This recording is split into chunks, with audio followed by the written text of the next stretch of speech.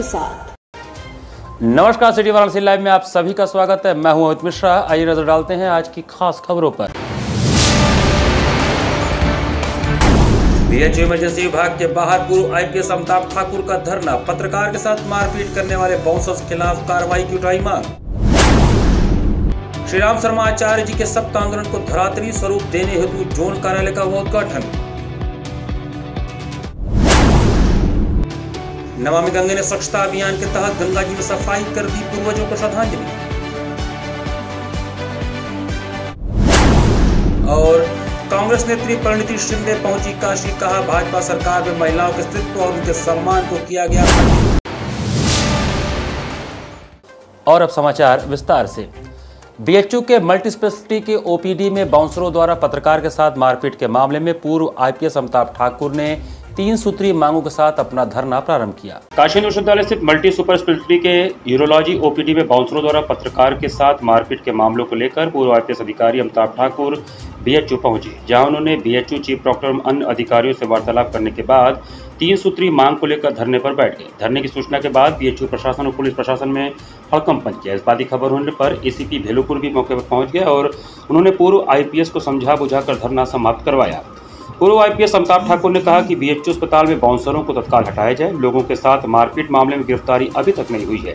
विश्वविद्यालय प्रशासन इतने दिन होने के बाद भी सीसीटीवी फुटेज नहीं दे पा रही है, इसलिए हमें वाराणसी आकर विरोध करना पड़ रहा है। उन्होंने कहा कि अब हम तब तक यहाँ बैठे रहेंगे जब तक प्रशासन द्वारा इस मामले पर कोई ठोस कार्रवाई नहीं की जाती है। बाउंसर यहाँ पे हैं, बाउंसरों को रखने का कोई कारण नहीं दिख रहा है। अगर ये सिक्योरिटी कर्मी रखना चाहते हैं वर्दी में, किसी को एतराज नहीं। बाउंसर एक स्वभाव से, प्रकृति से, एक तो वो ट्रेंड नहीं है, उनके कोई इस बारे में जानकारी नहीं है, बदतमीजियाँ अलग से कर रहे हैं और बीएचयू मेडिकल प्रशासन को डिफेंड कर रहा है। हमारी पार्टी, हम लोग उसका घोर जो है उसके आपत्ति दर्ज करते हैं, उसका विरोध करते हैं। हमारी 3 मांगे हैं। पहली मांग यह है कि यहाँ पर सुरक्षा के लिए अगर रखना है तो केवल वर्दीधारी रखे जाएं, बाउंसर किसी स्थिति में न रखा जाए, तत्काल हटाया जाए, हमारी पहली मांग है। दूसरी मांग है कि जो ओंकार नाथ वाले एफआईआर में 392 धारा होने के बाद भी अब तक गिरफ्तारी नहीं हुई है, तो सभी बाउंसरों की गिरफ्तारी हो। और तीसरी मांग है कि इनकी जो हमारे दूसरे पत्रकार साथी हैं उनके मामले में तत्काल एफआईआर दर्ज हो। आज 4 दिन 5 दिन हो गया, इनका एफआईआर तक दर्ज नहीं किया है। जब तक इनका एफआईआर दर्ज नहीं होगा, मैं अमिताभ ठाकुर इस जगह पे तनहा अकेले बैठा रहूंगा। 1 दिन 2 दिन 10 दिन जय दिन मुझे बैठना पड़े, जब इनका एफआईआर दर्ज होगा तभी मैं यहाँ से उठूंगा। यह मैंने निर्णय लिया है। बजरंग दल द्वारा अखिल भारतीय स्तर पर शौर्य जागरण यात्रा 30 सितंबर से प्रारंभ हो रहा है, जो कि 10 सितंबर को वाराणसी में एक विशाल जनसभा के साथ संपन्न होगा। बजरंग दल अखिल भारतीय स्तर पर शौर्य जागरण यात्रा निकाल रहा है। इसी क्रम में विश्व हिंदू परिषद पूर्वी उत्तर प्रदेश के काशी प्रांत के साथ 4 प्रांत काशी, अवध, कानपुर, गोरक्ष प्रांत की यात्राएं 30 सितंबर से चलकर 10 अक्टूबर 2023 तक अपने सभी सांगठनिक जनपदों से होते हुए 10 अक्टूबर को खेल मैदान संपूर्ण संस्कृत विश्वविद्यालय वाराणसी के प्रांगण में एक विशाल जनसभा के रूप में शौर्य जागरण यात्रा संपन्न होगा। इस संदर्भ में परालकर भवन में आयोजित प्रेस वार्ता में बजरंग दल के प्रांत संयोजक सत्य प्रकाश सिंह ने कहा कि काशी प्रांत की यात्रा पूज्य संतों की उपस्थिति में व प्रांत संयोजक सत्य प्रताप सिंह के नेतृत्व में सोनभद्र के ज्वाला देवी मंदिर, शक्तिनगर, सोनभद्र वैदिक मंत्रों से आरती पूजन कर तथा संतों के आशीर्वाद प्राप्त कर यात्रा 30 सितंबर प्रातः 8 बजे से प्रस्थान करते हुए काशी प्रांत के 20 सांगठनिक जनपदों से होते हुए काशी में यात्रा का भव्य सभा शौर्य सभा के साथ संपन्न होगी। यात्रा का उद्देश्य प्रत्येक जनपदों में स्थानीय स्वतंत्रता संग्राम सेनानियों के साथ उन सभी महापुरुषों के बारे में जन जागरण करना जिनका योगदान हमारे गौरवशाली इतिहास में रहा है। ऐसे हुतात्माओं को स्मरण करते हुए यात्रा के उद्देश्य के मुख्य निम्न बिंदुओं को प्रधानता दी जा रही है। प्रबुद्धजन काशी एवं कुटुंब विलेज वाराणसी द्वारा शिविर लगाकर डेंगू, चिकनगुनिया तथा अन्य संक्रामक बीमारियों से बचाव हेतु होम्योपैथिक दवाओं का निःशुल्क वितरण किया गया। गुरुवार को प्रबुद्धजन काशी एवं कुटुंब विलेज वाराणसी के तत्वावधान में काशीराम आवास कॉलोनी, शिवपुर, महमूदगंज, लहरतारा, मरीन बस्ती एवं पत्रकारपुरम सहित दर्जनों मोहल्ले में घर घर जाकर तथा शिविर लगाकर डेंगू, चिकनगुनिया एवं अन्य संक्रमण के रूप में फैल चुकी बीमारियों के बचाव हेतु होम्योपैथिक दवाओं का निःशुल्क वितरण किया गया। साथ ही बचाव के उपाय बताते हुए वृहद जागरूकता अभियान चलाया गया। होम्योपैथिक चिकित्सक डॉक्टर नेहा गुप्ता ने बताया कि वर्तमान में चिकनगुनिया एवं डेंगू का प्रकोप बढ़ता जा रहा है। हैरानी की बात यह है कि जांच में कुछ भी नहीं निकल रहा है, परंतु लक्षण डेंगू और चिकनगुनिया का मिला जुला पाया जा रहा है। ऐसी गंभीर स्थिति में होम्योपैथिक दवा यूपैटोरियम पर्फ 200 काफ़ी लाभदायक सिद्ध हो रही है। संस्था के अध्यक्ष डॉक्टर संजय सिंह गौतम ने समाज के सभी प्रबुद्ध लोगों से अपील किया कि कृपया स्थिति की गंभीरता के दृष्टिगत अपने अपने स्तर से जागरूकता कार्यक्रम चलाते हुए डॉक्टर नेहा द्वारा बताए गए उपायों को प्रचारित करें तथा दवाओं का वितरण कराएं, जिससे लोगों का स्वास्थ्य बिगड़ने से बचाया जा सके। इस अवसर पर doctor Ashish Singh physician, doctor अनुरोध मिश्रा, रितेश श्रीवास्तव, ठाकुर पुष्प प्रताप सिंह, विनोद शर्मा, एडवोकेट सतीश तिवारी आदि लोगों ने सहयोग दिया। निःशुल्क दवा वितरण और ये जो डेंगू, मलेरिया, चिकनगुनिया फैल रहा है उसके रोकथाम के जन जागरूकता कार्यक्रम चलाने के लिए उपस्थित हुए।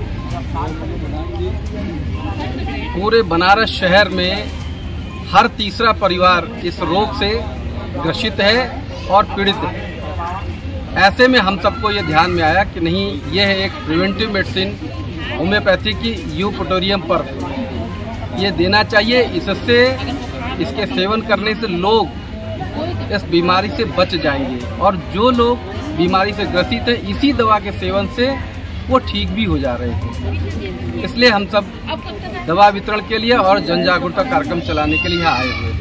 पूर्वजों के प्रति श्रद्धा के महान पर्व पर नमामि गंगे ने स्वच्छता ही सेवा पखवाड़ा का आयोजन किया। पूर्वजों के प्रति श्रद्धा के महान पर्व पर नमामि गंगे द्वारा जीवन के साथ भी और जीवन के बाद भी साथ निभाने वाली गंगा की निर्मलता और अविरलता का आह्वान किया गया। स्वच्छता ही सेवा पखवाड़ा के तहत शुक्रवार को दशाश्वमेध और अहिल्याबाई घाट पर गंगा तलहटी और घाट साफ सफाई की गई।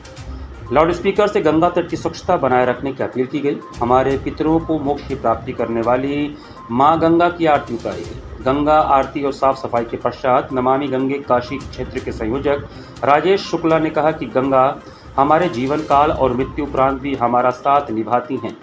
अपने नश्वर शरीर की अस्थियों के भस्मावशेष तक को गंगा में समर्पित करने की मधुर लालसा इस विराट दर्शन वाले देश की आत्मा में रची बसी है। गंगा शब्द भारतीय संस्कृति का पर्याय है। हमारे पितरों को मोक्ष प्रदान करने वाले गंगा के संरक्षण का संकल्प पितृपक्ष का आह्वान होना चाहिए। आयोजन में प्रमुख रूप से काशी क्षेत्र के संयोजक राजेश शुक्ला, नरेंद्र वाजपेयी, नागेंद्र प्रसाद शर्मा, धर्मेंद्र साहू, रमेश चौहान, ज्योति साहू व श्रद्धालु उपस्थित थे। सबके साथ मिलकर यह कामना की है कि हमारा भारतवर्ष स्वच्छता ही सेवा को अपनाए और हमने स्वच्छता ही सेवा से अपने पितरों को नमन किया है। आज इस पवित्र गंगा तट पर मां गंगा की आरती करके यह भी कामना की गई है कि गंगा निर्मल हो, अविरल हो और गंगा किनारे कोई अस्वच्छता न हो। आज बड़ा ही प्रमुख दिन है, पितरों को तारने वाला दिन है और जो गंगा हमारे जीवन के साथ भी काम आती है और जीवन के बाद भी काम आती है, ऐसी गंगा का किनारा स्वच्छ सुंदर दिखे। आज पितृपक्ष का यही संकल्प होना चाहिए। 30 सितंबर से पितरों के निमित्त श्राद्ध कर्म पखवाड़ा का प्रारंभ हो रहा है। पितरों के निमित्त श्राद्ध कर्म का पखवाड़ा 30 सितंबर से शुरू हो रहा है। हालांकि श्राद्ध की शुरुआत एक दिन पूर्व 29 सितंबर को पूर्णिमा तिथि से हो गई। पक्ष के अंत में अमावस्या पड़ने से पूर्णिमा तिथि पर दिवंगत लोगों का श्राद्ध प्रतिपदा से पूर्व ही करने का विधान है। ऐसे में पिशाच मोचन तीर्थ पर श्राद्ध कर्म के लिए आने वालों का सिलसिला गुरुवार की रात से शुरू हो गया। इस बार विदेश में रहने वाले किसी सनातनी ने फिलहाल ऑनलाइन श्राद्ध के लिए संपर्क नहीं किया है। काशी में पितृपक्ष के दौरान गंगा किनारे तो श्राद्ध कर्म किए ही जाएंगे। मुख्य केंद्र पिशाच मोचन तीर्थ होगा। पितरों की मुक्ति के लिए विशेष रूप से चिन्हित पिशाच मोचन तीर्थ पर कुल 12 प्रकार के श्राद्ध किए जाते हैं। इनमें नित्य, नैमित्तिक, काम्य, वृद्धि, संपीडन, पार्वण, शुद्धत्य, कामांग, दैविक, औपचारिक एवं सांवत्सरिक प्रमुख हैं। सरपंच में बाल नहीं बनाना चाहिए, 15 रोज दाढ़ी नहीं बनवाना चाहिए, शुद्ध शाकाहारी रहना चाहिए। तिल, जौ, चावल का तर्पण होता है। कोई जौ का आटा का, कोई चावल का, कोई खोआ का पिंडदान करता है। 15 दिन कोई अमावस्या करता है, कोई तिथि करता है, कोई नारायण बलि करता है, कोई त्रिपिंडी करता है, कोई वार्षिक करता है, कोई गया श्राद्ध करता है। यहाँ का क्या महत्व होता है? यहाँ का बहुत बड़ा महत्व है। काशी, पिशाच मोचन, बिमलो दत्त, ऐसा सरोवर कहीं नहीं है। गया 3 गया है। एक जिला मिर्जापुर में राम गया, दूसरा बिहार में गया, तीसरा गया गुजरात में मात्र गया, जिसको सिद्ध माता बोला जाता है। वो भी वहाँ परशुराम ने अपने माता का श्राद्ध किया था। तो इस तरीके से गया 3 है। मगर लोग काशी इसलिए आते हैं कि मरने को देश है, तरने को काशी है। काश्याम मरण्याम मुक्ति, काशी में मरने से भी मुक्ति होते हैं। बिना यहाँ श्राद्ध किए वो जो है गया नहीं जान, क्योंकि प्रेत योनि में जो भी परिवार भ्रमण करते हैं, पिंडदान करने से उनकी आत्मा बढ़ती है, प्रेत से निकलकर पितर बनते हैं और पितर बनकर गया जाते हैं। यहाँ पर चला छोटे से ब्रेक का, बने रहिए सिटी वाराणसी लाइव के साथ। वाराणसी लाइव, सच के साथ। 24 घंटा में वो लड़का अगर हमरा ना मिलल तो सारा शहर के आग लगा दे।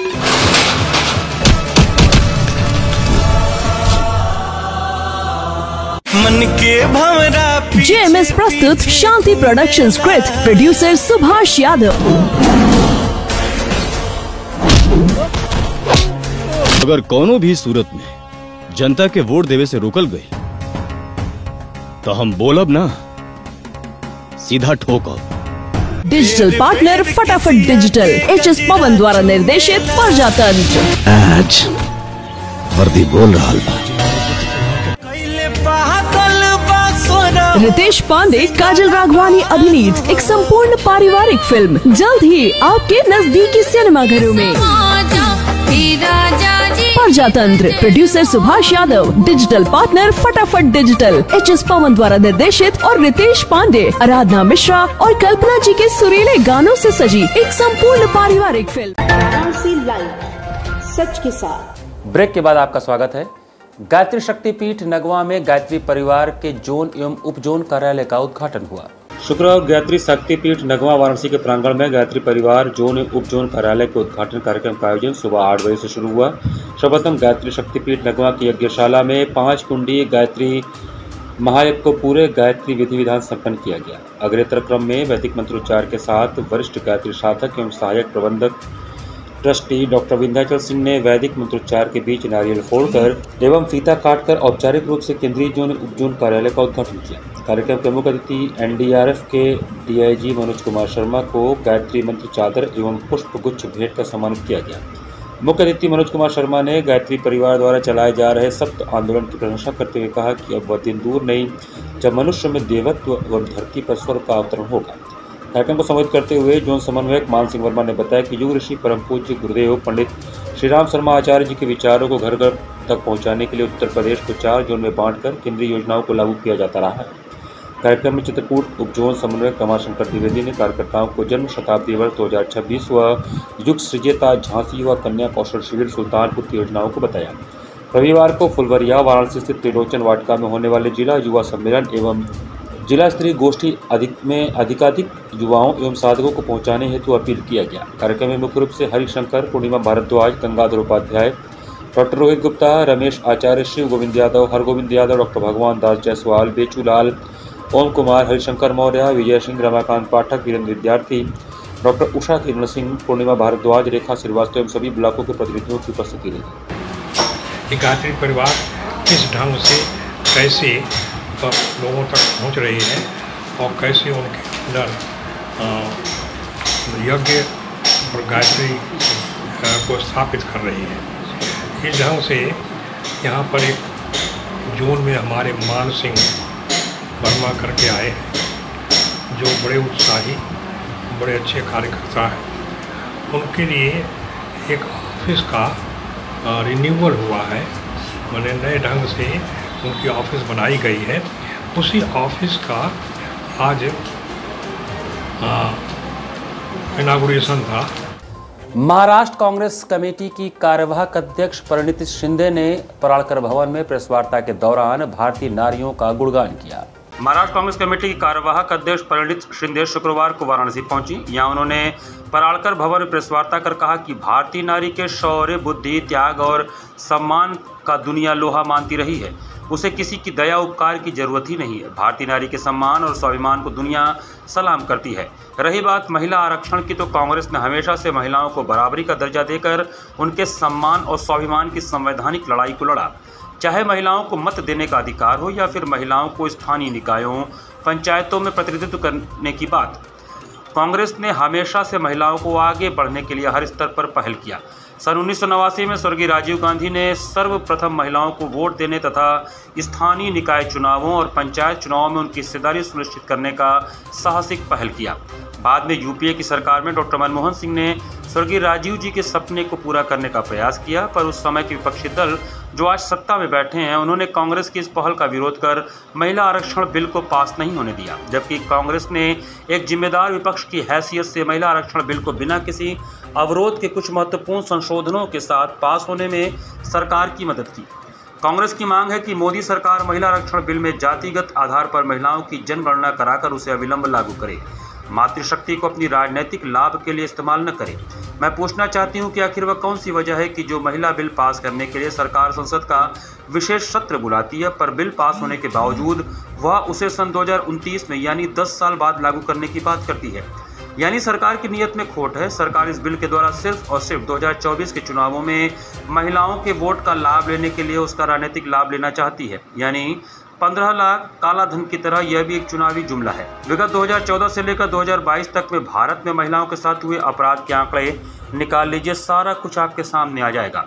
मोदी सरकार को महिलाओं के सम्मान और स्वाभिमान की कितनी चिंता है, यह बात हम लोगों ने नई दिल्ली में जंतर मंतर पर धरना दे रही भारत के लिए पदक विजेता महिला पहलवानों के साथ हुए जघन्य अपराध को होते देखा। क्या मोदी सरकार ने महिला पहलवानों के साथ न्याय किया? क्या महिला पहलवानों के साथ अपराध करने वाले भाजपा सांसद के खिलाफ मोदी सरकार ने कोई कार्रवाई किया? परिणीति शिंदे ने आगे कहा कि कांग्रेस ने हमेशा से महिला सम्मान और स्वाभिमान की लड़ाई को पूरी निष्ठा से लड़ा। हमने महिला सम्मान को राजनीति से नहीं जोड़ा, क्योंकि महिला कोई वस्तु नहीं। इस अवसर पर जिला महानगर कांग्रेस कमेटी के अध्यक्ष राजेश्वर सिंह पटेल, राघवेंद्र चौबे, प्रदेश प्रवक्ता संजीव सिंह, राहुल राजभर, गुलशन अंसारी, अनुराधा यादव, पूनम विश्वकर्मा, फसाहत हुसैन बाबू, डॉक्टर राजेश गुप्ता, उमेश द्विवेदी समेत कई लोग उपस्थित रहे। महिलाओं के ऊपर जब अत्याचार होते हैं उसके बारे में बोल नहीं सकते, लेकिन दूसरी तरफ महिला आरक्षण बिल ला रहे हैं जो 10 साल बाद इम्प्लीमेंट होने वाली है। तो अब ये जाहिर सी बात है, ये पूरा एक झूठ बोलने का उनका तरीका है और ये जुमला है। और हम ये आह्वान करते हैं कि ये बिल जल्द से जल्द इम्प्लीमेंट हो। अगर आपको सच में महिलाओं के बारे में थोड़ी भी सेंसिटिविटी, संवेदनशीलता है, तो आप ज़रूर महिला आरक्षण बिल इम्प्लीमेंट करें। 2024 में क्या देखा जाएगा? कांग्रेस खड़ी है 2024 में आप देख सकते हैं कि कर्नाटका में हमारे तरफ बहुत अच्छा रिजल्ट आया, तेलंगाना में भी ग्राफ हमारा बढ़ रहा है, छत्तीसगढ़, मध्य प्रदेश, राजस्थान में भी ग्राफ बढ़ रहा है। और ये देख के मोदी जी का कॉन्फिडेंस कम हो रहा है और पैरों के नीचे की ज़मीन खिसक रही है। और ये सब देखते हुए मैं दावे के साथ कह सकती हूँ कि 2024 में ज़रूर जीत कांग्रेस की हो। काशी वाराणसी विरासत फाउंडेशन द्वारा मुंबई में अक्टूबर माह में साहित्य पर विशिष्ट आयोजन होगा। काशी वाराणसी विरासत फाउंडेशन की ओर से मुंबई में अगले माह साहित्य पर विशिष्ट आयोजन होने जा रहा है। इसमें नई पीढ़ी को साहित्य एवं सांस्कृतिक मूल्यों के संस्कार देने पर मंथन किया जाएगा। गुरुवार को मलदहिया स्थित विनायका प्लाजा में आयोजन समिति के संरक्षक आर.के. चौधरी ने पत्रकारों को यह जानकारी दी। केंद्रीय हिंदी संस्थान, महाराष्ट्र राज्य हिंदी साहित्य अकादमी, मराठी पत्रकार संघ संयुक्त रूप से इस आयोजन को कर रही है। उन्होंने कहा कि मुंबई में 7 से 9 अक्टूबर के बीच भारत साहित्य एवं मीडिया महोत्सव भारत लिटफेस्ट होने जा रहा है। इसके मुख्य अतिथि सिक्किम के राज्यपाल लक्ष्मण आचार्य होंगे। वहीं विशिष्ट अतिथि महाराष्ट्र के उप मुख्यमंत्री देवेंद्र फडणवीस होंगे। फाउंडेशन के कार्याध्यक्ष प्रोफेसर राम मोहन पाठक ने कहा कि साहित्य और सांस्कृतिक मूल्यों के प्रसार तथा पीढ़ी हस्तांतरण में मीडिया पत्रकारिता की भूमिका समझने के लिए यह आयोजन मार्गदर्शक होगा। हम लोग यहाँ जो प्राचीन आज यंग जनरेशन जो है आज वो विस्मृत करता जा रहा है अपनी प्राचीन संस्कृति को, सभ्यता को, उसको कैसे जीवंत किया जाए। और उस निमित्त ये प्रयास पिछले फरवरी के पहले से शुरू हुआ और इस प्रयास में सबसे ज़्यादा हम लोगों ने 3 से 5 फरवरी बाबा विश्वनाथ धाम में एक महोत्सव का आयोजन किया गया था, जिसमें पूरे देश के 14 राज्यों के लोगों ने और प्रतिभाग किया। और उसका एक बहुत ही असर ये हुआ कि धीरे धीरे लोगों में जिज्ञासा होने लगी। इस बार हम लोग ये कर रहे हैं कि इस फाउंडेशन के द्वारा बम्बई में जो देश की राजधानी, आर्थिक राजधानी है, एक बड़ा कार्यक्रम राष्ट्रीय महोत्सव के रूप में और वहाँ कर रहे हैं, जिसमें आपके साहित्य और मीडिया से संबंधित और 3 दिन तक ये चलेगा। 7, 8, 9 मई में इस तरह का कार्यक्रम किया जाए जिससे कि पूरे राष्ट्रीय स्तर पर चेतना जगे। तो हिंदी और मराठी दोनों के का जो प्रभाव है वो काफ़ी हद तक हमारे भारतवर्ष के उत्तरी क्षेत्रों के अलावा पिछले बार भी जो हम लोगों ने किया था हिंदी के प्रचार प्रसार का दक्षिण भारतीय में भी काफ़ी लोग आए थे। और इस तरह के कार्यक्रम होते रहने से जहां हम लोग हिंदी भाषी क्षेत्र नहीं है वहां पर भी हिंदी की जो है स्वीकार्यता बढ़ेगी। इस उद्देश्य से हम लोगों ने ये कार्यक्रम रखा है। 29 अक्टूबर को Purvanchal body building and fitness association द्वारा द्वितीय mister Purvanchal body building and fitness physique championship का आयोजन होगा। Purvanchal body building and fitness association द्वारा द्वितीय mister Purvanchal body building and fitness physics championship का आयोजन आगामी 29 अक्टूबर को नगमा स्थित तुलसी विद्या निकेतन में आयोजित किया जा रहा है।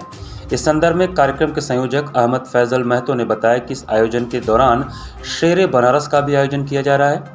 उन्होंने आगे बताया कि मिस्टर पूर्वांचल 7 भार वर्गों में आयोजित होगा। प्रतियोगिता में कुल प्राइज मनी 51,000 रुपये निर्धारित की गई है। इसमें टाइटल प्राइज 10,000 रुपये तथा मसल्स मैन के लिए 5,000 का प्राइज रखा गया है। इसके साथ ही प्रत्येक भार वर्ग में प्रथम पुरस्कार 2,000, द्वितीय पुरस्कार 1,500 तथा तृतीय पुरस्कार 1,000 रुपये रखा गया है। आगामी 29 अक्टूबर को बनारस में 14वां शेरे बनारस बॉडी बिल्डिंग चैंपियनशिप होने जा रही है, जिसमें बॉडी बिल्डिंग में 6 ग्रुप रहेगा और मेन फिजिक में हमारा 1 ग्रुप रहेगा। बॉडी बिल्डिंग में बेस्ट ऑफ 5 को चुना जाएगा और मेन फिजिक में बेस्ट ऑफ 10 को चुना जाएगा।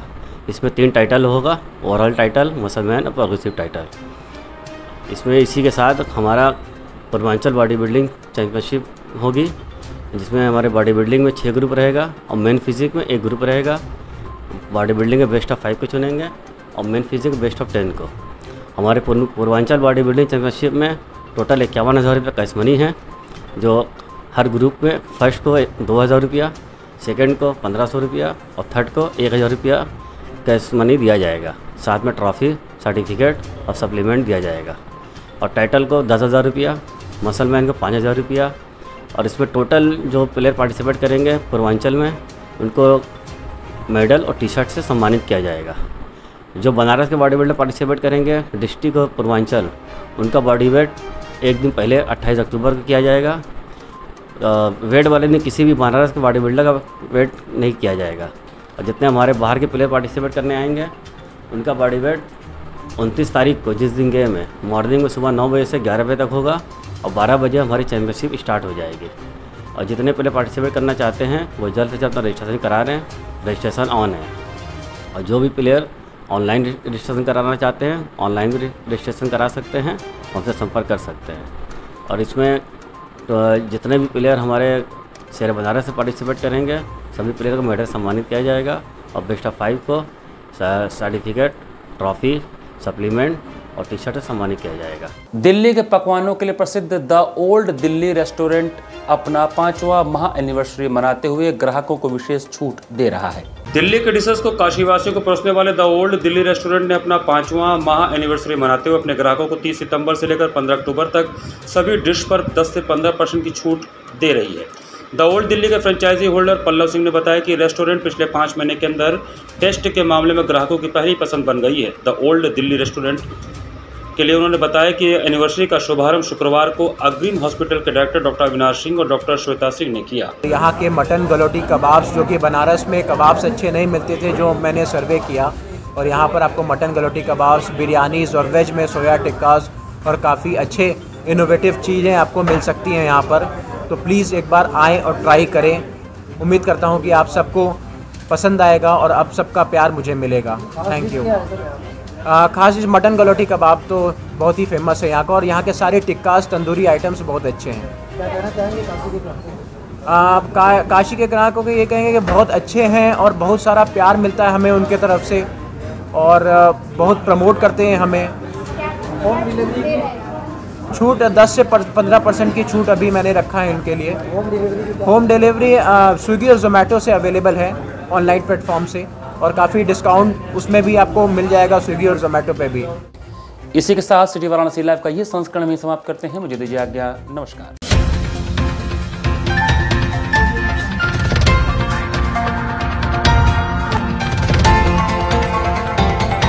वाराणसी लाइव। सच के साथ।